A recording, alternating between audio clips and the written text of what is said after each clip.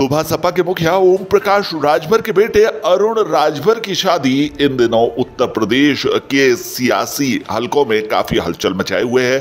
दरअसल ये शादी आए हुए मेहमानों के लिए तो चर्चा में है ही, साथ ही उत्तर प्रदेश की राजनीति को भी प्रभावित कर सकती है। दरअसल लोकसभा चुनाव 2024 बहुत जल्द आने वाले हैं और ऐसे समय में अरुण राजभर की शादी हुई है जिसमें तमाम दलों के नेताओं का आना जाना रहा है।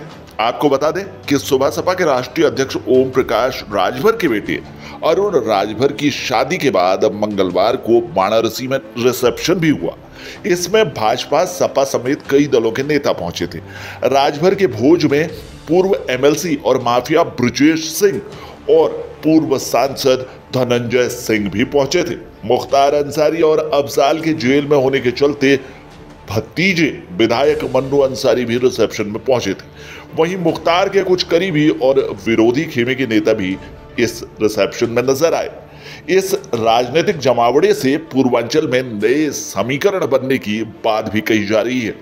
आपको बता दें कि राजभर के आवास पर भाजपा प्रदेश अध्यक्ष भूपेंद्र चौधरी, उप मुख्यमंत्री केशव प्रसाद मौर्य, कैबिनेट मंत्री स्वतंत्र देव सिंह और सूर्य प्रताप शाही, वहीं राष्ट्रीय लोकदल के अध्यक्ष जयंत चौधरी अरुण निकिता को आशीर्वाद देने पहुंचे। इसके अलावा विधानसभा में प्रतिपक्ष के नेता राम गोविंद चौधरी, गाजीपुर के जमनिया विधायक ओम प्रकाश सिंह, जंगीपुर विधायक वीरेंद्र यादव भी इस रिसेप्शन पार्टी में पहुंचे।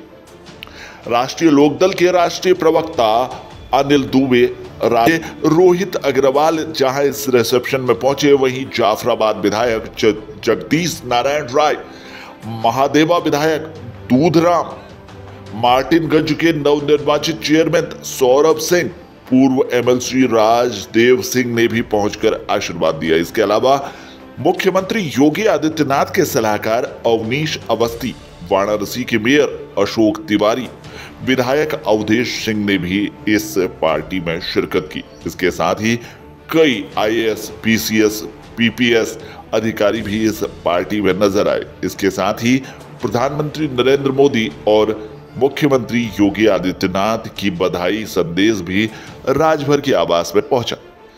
आपको बता दें कि सुहेलदेव भारतीय समाज पार्टी के मुखिया ओम प्रकाश राजभर 2024 के लोकसभा चुनाव से ठीक पहले नए समीकरण बनाने को बेताब है। हालांकि सपा से अलग होकर उन्होंने अभी तक अपने पत्ते नहीं खोले हैं, लेकिन बेटे की शादी में दिग्गजों को जुटाकर अपनी राजनीतिक अहमियत उन्होंने जरूर दिखाई है।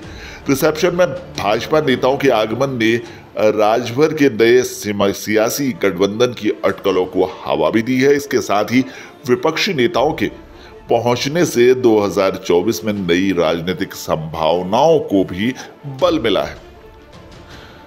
वहीं 2017 में हुए विधानसभा चुनावों का जिक्र करें तो सुबह सपा को 4 सीटें मिली थी। इसके बाद 2022 में जब उन्होंने समाजवादी पार्टी से गठबंधन करके चुनाव लड़ा था तो सुबह सपा का कद और बढ़ गया था। पूर्वांचल में राजभर का प्रभावित वाला क्षेत्र आजमगढ़ और गाजीपुर को माना जाता है, जहां बीजेपी का खाता भी नहीं खुला।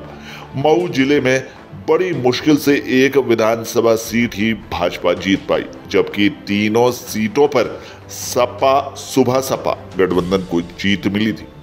जौनपुर में सपा सुबह सपा गठबंधन 5 और बलिया में 3 विधानसभा जीतने में सफल रहा था। इसके साथ ही पिछली बार की तुलना में इस बार सुबह सपा के विधायकों की संख्या बढ़कर 4 से 6 हो गई। इसी वजह से राजभर की बढ़ती ताकत का एहसास भाजपा को भी है।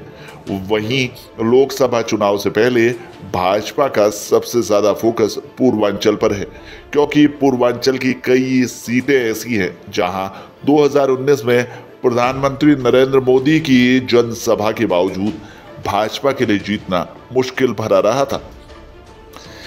इन सीटों में जौनपुर, घोसी, लालगंज, गाजीपुर, अंबेडकर नगर, सलेमपुर, आजमगढ़, बलिया सीटें शामिल हैं।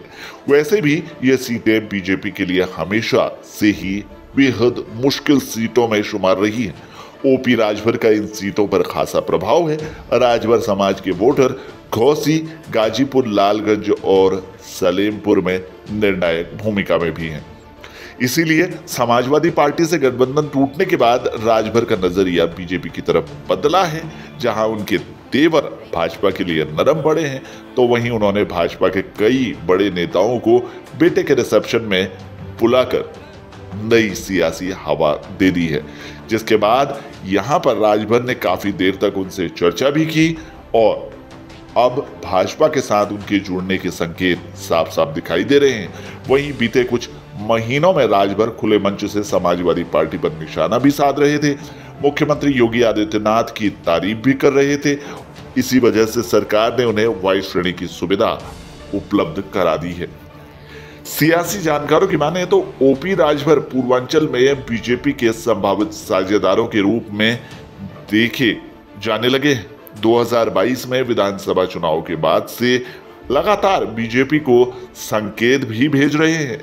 ऐसे में पहली बार बीजेपी को भी लगा है कि ओम प्रकाश राजभर को पाले में लाया जा सकता है। इसी बात को भांपकर अब भाजपा नेताओं ने बड़ी संख्या में राजभर के घर में चले इस कार्यक्रम में शिरकत की। 2024 के लिहाज से यह संकेत देना भी जरूरी है कि भाजपा पूर्वांचल को लेकर गंभीर है। इस हालत में ओपी राजभर भी उनकी जरूरत है। तो फिलहाल के लिए इस बड़ी खबर में इतना ही। बाकी खबरों के लिए बने रहिए हमारे साथ। देखना होगा लोकसभा चुनाव से पहले उत्तर प्रदेश की राजनीति अब किस ओर करवट लेती है। फिलहाल के लिए इस खबर में इतना ही। बाकी खबरों के लिए बने रहिए हमारे साथ, देखते रहिए हमारे चैनल को, क्योंकि यहाँ मिलेंगे आपको तमाम बड़ी खबरें।